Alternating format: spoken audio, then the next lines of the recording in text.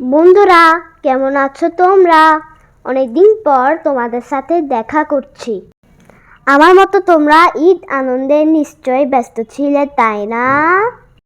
চলো তোমাদের সাথে ঈদের কাটানো কিছু মুহূর্ত আজ শেয়ার করছি। ঈদের কয়েকদিন আগে থেকে বিভিন্ন রকম গরু দেখছিলাম।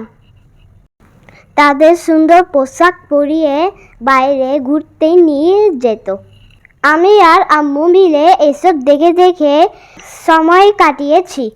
তোমাদের দেখানোর জন্য তার কিছু ভিডিও করে রেখেছি। আমাদের কোরবানির গরুটা মাশাআল্লাহ সুন্দর ছিল। এই ঈদে কত রকম গরু ছাগল দেখেছি, কি আর বলবো। আমাদের আগের বাসার থেকে এত কিছু দেখা যেত না। বুম বিস্কিটের ভিতরে কয়েকটা বাঁশি পেয়েছিলাম।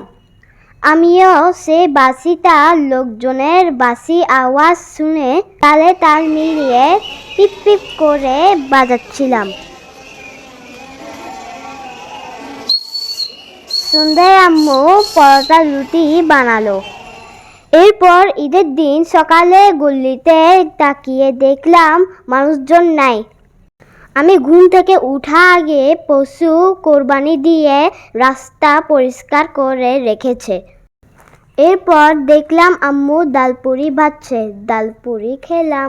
এদিকে বাবা ভিডিও কলে আমাদের পশু কোরবানি দেখাচ্ছিল আর মাংস কাটাকুটি দেখালো।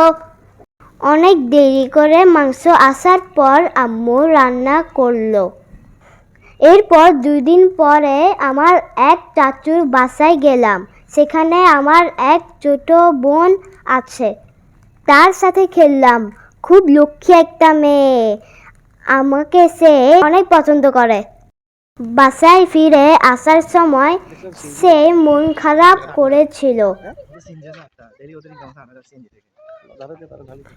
এরপর বাবা আমাকে দাদুর কবরে জিয়ারত করতে নিয়ে গেল।